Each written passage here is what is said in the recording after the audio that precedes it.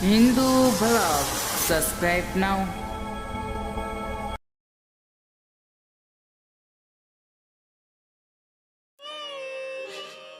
तपाईँ मसँग किन तर्किन किन यसरी टाढा किन तपाईँ मसँग बोल्दै बोल्नुहुन्न यो शरीरको लागि यो शरीर पाइसकेपछि अब पुग्यो तपाईँलाई म मैले के गल्ती गरेँ तपाईँलाई हाम्रो बनाएर मैले यो मेरो शरीर सुम्पेर गल्ती गरेँ मैले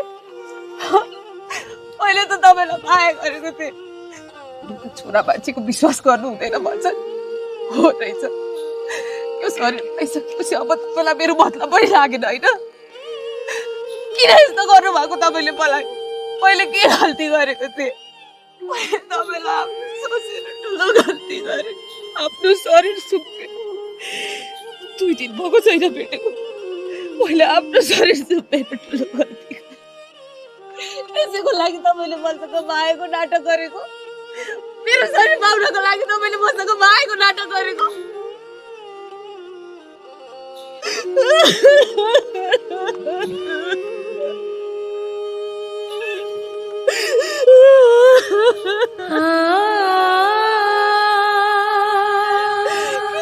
गर्नुहुन्छ तपाईँले मसँग किन मेरो के गल्ती थियो कि म सानो जातको हो कि म मोबाइल बेचेर आएको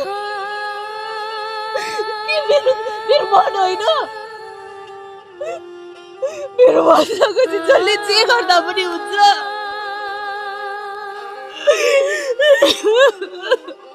आज बोल्न पनि तपाईँलाई गाह्रो भयो हिजो मेरो शरीर नपाउँथ्यो त तपाईँ को बोल्नुहुन्थ्यो त को भेट्न आउनुहुन्थ्यो त आज हाम्रो काम पुरा भएपछि मसँग घिन आयो मसँग बोल्न पनि तपाईँलाई लाज लाग्यो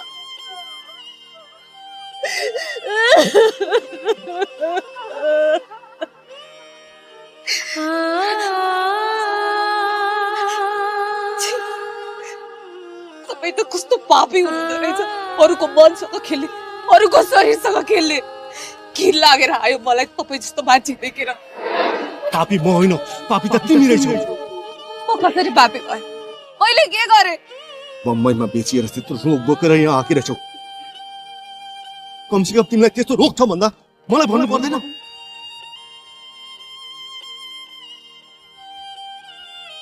तिमीले त आफूलाई सकायो मलाई पनि सकायो म बम्बईमा बेचेको कसले भन्यो तपाईँलाई मलाई रोग लागेको छ भनेर को त्यो भन्ने मान्छे जसले भने पनि भनौ तिमीलाई भन्नु जरुरी छैन मलाई थाहा छ रोग छैन भन्ने कुरा तिमीसित के प्रमाण छ के प्रमाण छ डाक्टरले लेखेको कागज ल्याऊ मलाई रोग छैन भन्ने अनि मात्र म तिमीलाई विश्वास गर्छु त्यसै नै पहिले जस्तै माया गर्छु बुझ्यौ तपाईँसँग के प्रमाण छ मलाई रोग लागेको भने कसैले भनेको भरमा मलाई रोग लागेको हुन्छ मलाई केही पनि रोग लागेको छैन ठिक छ म तपाईँलाई त्यो पनि लिएर देखाउँछु तिम्रो कारणले गर्दा सुत्न सकेको छैन रातभरि निद्रा लाग्दैन छटपटी हुन्छ यता दुख्छ कहाँ दुख्छ तनाव भइरहेको हुन्छ तिमीले त मेरो निन्द्रा नै हराम गरिदेऊ दर्शकबिन सबैमा हार्दिक नमस्कार आज हामी अत्यन्तै चर्चित नेपाली सिरियल जुठेको आगामी भाग 234 का सम्भावित घटनाक्रम भावनात्मक मोड र पात्रहरूबीच विकसित हुँदै गएको जटिल सम्बन्धबारे विस्तृत रूपमा चर्चा गर्न गइरहेका छौं साथै भाग 234 बुझ्नका लागि अत्यन्तै महत्त्वपूर्ण रहेको जुठे भाग 233 कोलम कथावस्तुमा पनि विस्तारपूर्वक समीक्षा गर्नेछौं पछिल्ला केही भागहरूदेखि जुठे सिरियलले दर्शकहरूको मन जित्दै आएको छ कथावस्तु दिनानुदिन जीवनसँग नजिकिँदै गएको छ गाउँले परिवेश सामाजिक कुसंस्कार प्रेम र विश्वासघात गरिबी र विवस्था अनि मानवीय संवेदनाको यथार्थ चित्रणले जुठेलाई केवल मनोरञ्जन मात्र होइन समाजको ऐना पनि बनाइरहेको छ यही कारणले गर्दा आज जुठे हेर्नु भनेको धेरै दर्शकका लागि दैनिकी जस्तै बनेको छ जुठे भाग 233 पीडाले भरिएको अध्याय जुठे भाग 233 भावनात्मक हिसाबले अत्यन्तै गह्रो र पीडादायी भाग रह्यो यस भागमा सबैभन्दा बढी पीडा भोग्ने पात्रका रूपमा गौरी देखिइन् गौरीको कथा हेर्दा धेरै दर्शकका आँखा रसाएका थिए किनकि उनको जीवनमा आइपरेका घटनाहरू हाम्रो समाजमा आज पनि घटिरहेकै यथार्थसँग मेल खान्छन्। गौरीले धर्मे दाइलाई साँचो मनले माया गरेकी थिइन्। उनको माया कुनै स्वार्थमा आधारित थिएन, न त कुनै लोभ लालचमा। उनले धर्मे दाइलाई आफ्नो जीवनको आधार मानेकी थिइन्। जुठे भाग 233 मा बिचारी गौरीले धेरै नै दुःख पाएकी देखिन्छ। गौरीले धर्म दाइलाई धेरै नै माया गरेकी हुन्छन्, तर धर्मे दाइले गौरीदेखि धेरै नै टाढा बस्न रुचाएको देखिन्छ। तर धर्मे दाइले धेरै नै ठुलो गल्ती गरेका छन्। धर्मे दाइले जुनेको कुरालाई विश्वास गरेर गौरीसँगको सम्बन्ध खराब गरेका छन्। धर्मे दाइले जुने कुरा विश्वास नगर्नु पर्ने हो, तर के गर्नु, धर्मे दाइले जुनेको कुरा विश्वास गरेका छन्। धर्मे दाइले आफूलाई धेरै माया गर्ने गौरीलाई जुने कुरा सुनेर धोका दिएका छन्। बिचारी गौरीले धर्मेलाई माया गरेको कारणले आफ्नो शरीर नै धर्मे दाइलाई दिन तयार भएन। तर धर्मे दाइले के गरे रे, गौरीकी शरीर पाएपछि धर्मे दाइले गौरीसँग बोल्न नै छाडिदिए। बिचारी गौरीलाई मर्नु कि बाँच्नु पर्ने अवस्थामा नै छाडिदिए। यता गौरी त्यति सजिलै हार किन खान्थिन् र गौरीले आफूलाई धेरै राम्रोसँग सम्हालेकी छिन्। यता गौरीले पक्कै पनि मनेले धर्मे दाइलाई मेरो बारे नराम्रो कुरा लगाएको भने शङ्का मानेर गौरीले मनेलाई गाग्रीको पानीले मनेको शरीरमा पानी हालिदिएकी छिन् र मनेर गौरीको झगडा पर्छ। मने रुँदै रुँदै घर गइरहेकी हुन्छन्। सिरदरले के भो भनी सोध्दा मनेले सबै कुरा आफ्नो बुबा सिरदरलाई भनिदिन्छन्। यता सिरदरले रिसले आगो हुन्छन् र मनेलाई लगेर चौरेको घरमा गएर चौरे र गौरीलाई तिमीहरूलाई यो गाउँमा बस्न मन छ कि छैन भनेर चौरेलाई भन्छन्। चौरेले माफी गरिदिनु हजुर भनेर माफी माग्छन् र आफ्नो बहिनी गौरीकी गालामा चौरेले एक झापड पनि हान्छन्। अनि आफ्नो बहिनीलाई चौरेले भन्छन् अब तैले मलाई यो गाउँमा नि बस्न नदिने भएस, बिष्टहरूसँग किन लाग्छस् त भनेर गौरीलाई झपार्छन्। यता गौरी भने साह्रै नै दुखी भएर केही नबोली त्यताबाट हिँड्छन्। अब गौरी सरासर हिँडेर र धर्मे दाइको घर पुग्छिन् र धर्मे दाइलाई बोलाउँछिन्। धर्मे दाइले नसुनेको जस्तो गर्छन्। तर गौरले यदि हजुर आउनु भएन भने हजुरले गर्नुभएको सबै कुरा म यो गाउँमा सबैलाई भनिदिन्छु भनेर भन्छिन्। अनि धर्मे दाइ गौरीको पछि पछि आउँछन्। अनि गौरीले रुँदै रुँदै भन्छिन्, हजुरलाई मैले कति धेरै माया गरेकी थिएँ।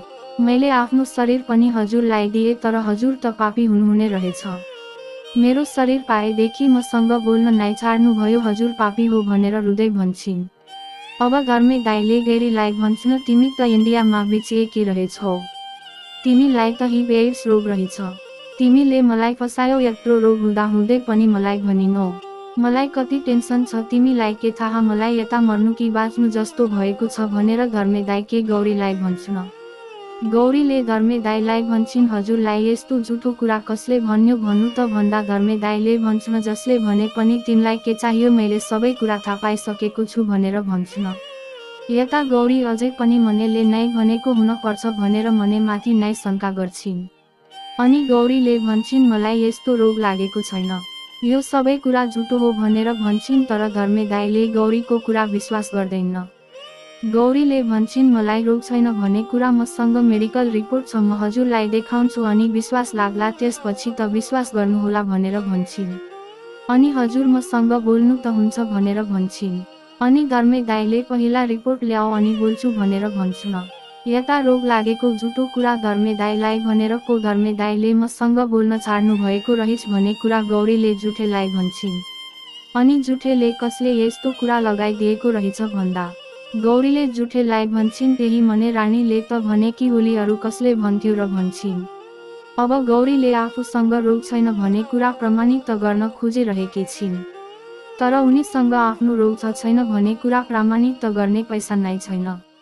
उनीले आफ्नो दाइ चौरेसँग पैसा मागेपछि त दाइले थाहा पाउन सक्नुहुन्छ भनेर जुठेसँग सहयोग माग्ने जान्छन्। जुठेले पैसा त सबै आमालाई दिइसके भन्छन्, जाऊ दिदी घरतिर आमासँग मागौला भन्छन्। जुठे र गौरी घर जाँदा आमासँग पैसा माग्दा आमाले पैसा पसलवालालाई दिएर सक्यो भनेर भन्छन्।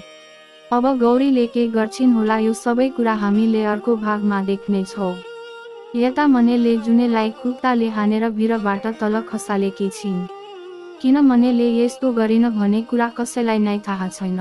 अब हामी सबै कुरा थाहा पाउने छौँ जुठेको नयाँ भागमा। दर्शक बिन अब लागौ जुठेको भाग 234 भागमा के हुन सक्छ भनेर अनुमान गरेर हजुरहरूलाई भनेछौ।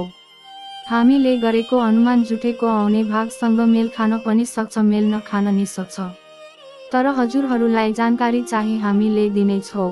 हामीले के देख्यौ त साथीहरू, गौरीसँग आफूसँग रोग छैन भन्ने कुराको प्रमाणको लागि पैसा नै छैन गौरीसँग। अब गौरीले अब पैसाको जुगाड कतबाट कसरी गर्छिन् होला त? अब गौरीले जुठेलाई धर्मे दाइसँग केही बहाना बनाएर पैसा सापटी माग्न भन्छिन् होला। अनि यता जुठेले धर्मे दाइसँग पैसा सापटी माग्छन् होला। धर्म दाइले किन चाहियो पैसा भनेर जुठेलाई सोच्नु होला अनि जुठेले नयाँ केही बहाना बनाएर धर्मे दाइसँग पैसा माग्छन् होला। अब यता हामीले देखेका छौँ मनेले जुनेलाई लातीले हानेर भिरबाट खसालेकी छिन्। के हामीले देखेको यो कुरा साँचो हो? कदापि यो कुरा साँचो हुन सक्दैन, किनभने कहिले काहीँ देखेको कुरा नि साँचो हुँदैन भन्ने कुरा त हजुरहरूलाई नि थाहा नै छ। जुने धर्मे दाइसँग नजिकिएको कुरा मनेलाई मन पर्दैन, किनकि मनेले नि धर्मे दाइलाई मनै माया गर्छिन्। तर मनेले यो कुरा धर्मे दाइलाई भनेकी हुन्निन्। यता जुनेले नि धर्मे दाइलाई मनै माया गर्छिन्, तर जुनेले नि यो कुरा धर्मे दाइलाई भनेकी हुनिन्। जुनेले धर्मे दाइसँग बोलेको हाँसेको देख्दा मनेलाई खपी नसक्नु रिस उठ्छ। तर रिस उठेकै भरमा मनेले जुनेलाई भिरबाट लात हानेर खसालेको चाहिँ पक्कै होइन। मने यो सबै कल्पना मात्र देखे कि हुन यस्तो गरेको भए हुन्थ्यो जुनेलाई भनेर। सिरियलमा त आफूले गरेको कल्पना देखेको सपनालाई नि पर्दामा उतारेको हुन्छ, हजुरहरूलाई थाहा नि छ साथीहरू। त्यसैले मनेले जुनेलाई भिरबाट खसालेकी छैन। आउने भागमा देख्न सक्नुहुनेछ। आजको लागि यति नै, मिल्ने छौँ नयाँ भागमा हजुरहरूको साथमा। आजलाई यति नै।